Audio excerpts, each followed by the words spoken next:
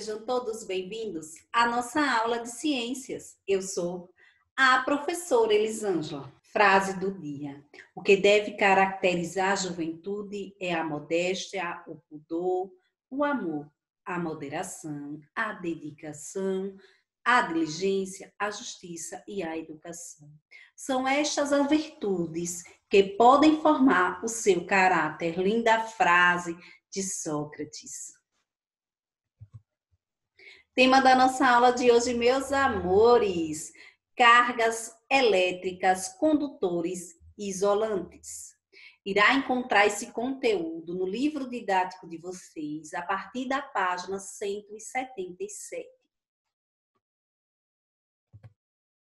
Habilidade de número 2. Constituir circuitos elétricos com pilha, bateria, fios e lâmpada ou outros dispositivos e compará-los a circuitos elétricos residenciais. O que é carga elétrica?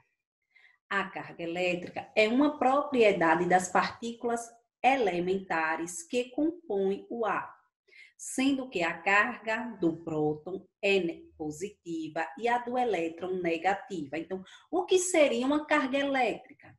A carga elétrica é uma propriedade das partículas elementares que compõem um átomo, sendo que a carga de prótons é positiva. Lembremos que a carga de prótons é positiva e a carga de elétrons negativa. Então, todas as vezes que eu tiver um próton, eu tenho uma carga elétrica positiva.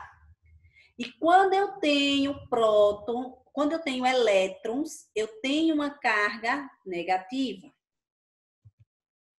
Carga elétrica. A carga elétrica é uma propriedade das partículas elementares que compõem o átomo.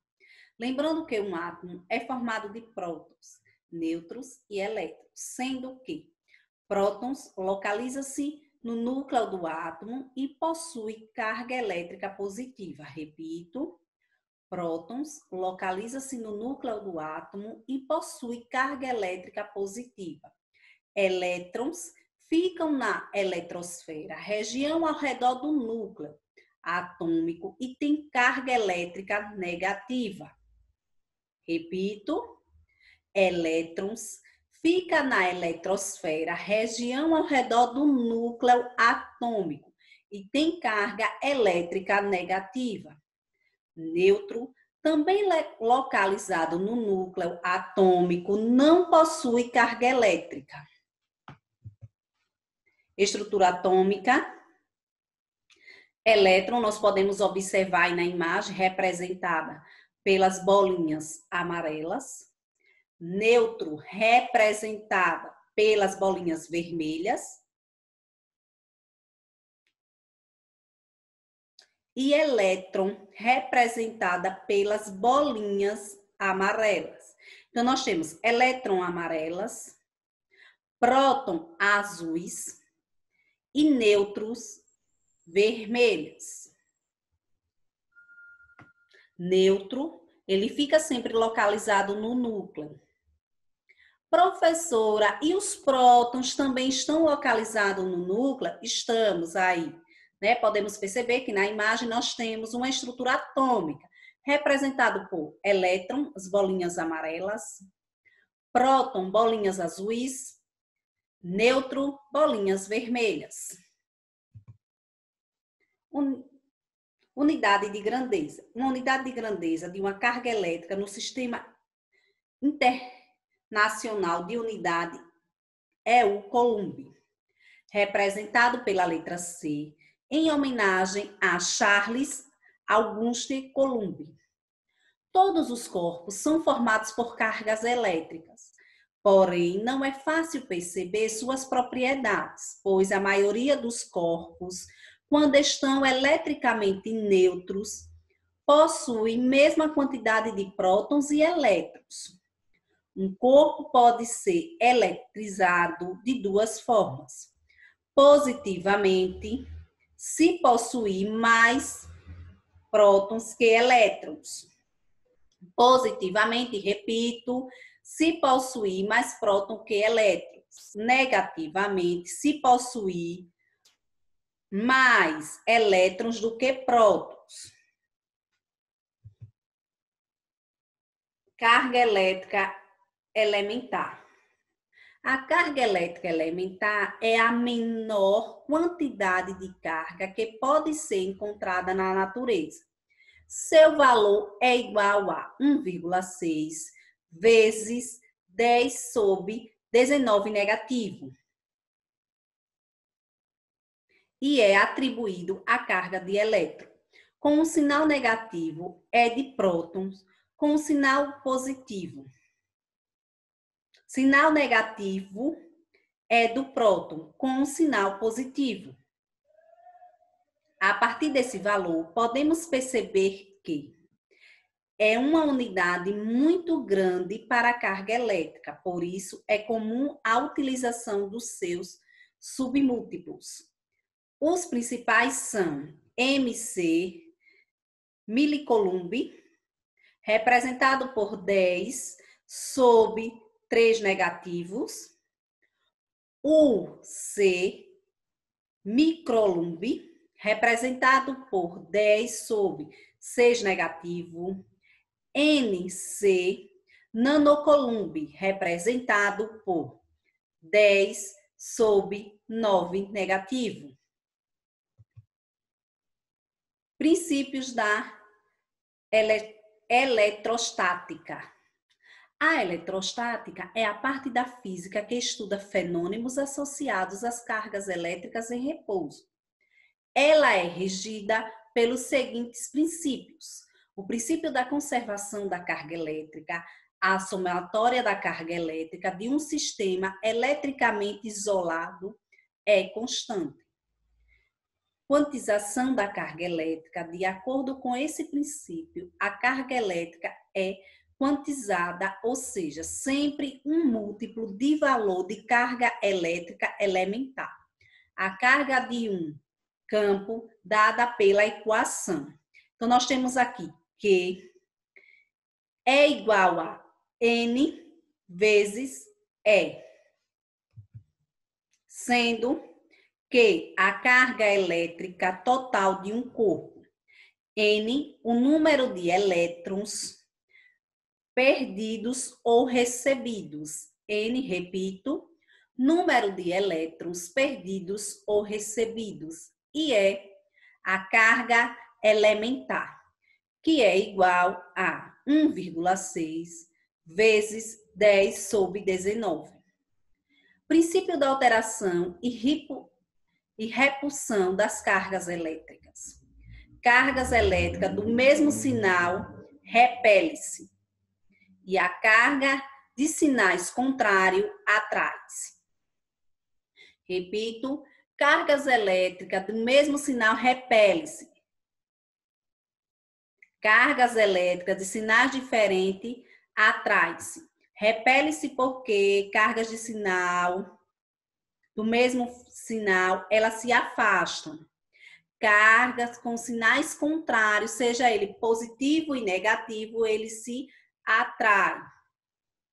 Há uma ligação entre eles. Eletrização. Para que um corpo inicialmente neutro fique eletricamente carregado, ele precisa passar por um processo de eletrização, que pode ocorrer de 3 formas. Eletrização por atrito, quando 2 corpos neutros e feitos de diferentes materiais são atritados entre si. Um deles ganha elétrons, adquire carga elétrica negativa e outro perde elétrons, adquire carga positiva. Nesse tipo de eletrização, os 2 corpos ficam com uma carga de módulo igual, mas de sinais opostos. Repito. Para que um corpo inicialmente neutro fique eletricamente carregado, ele precisa passar por um processo de eletrização que pode ocorrer de 3 formas. Quais são as formas? Eletrização por atrito, quando 2 corpos neutros e feitos de diferentes materiais são atritados entre si. Um deles ganha elétrons, adquire carga negativa, e outro perde elétrons, adquire carga positiva. Nesse tipo de eletrização, os dois corpos ficam com carga de módulo igual, mas de sinais opostos. Eletrização por atrito.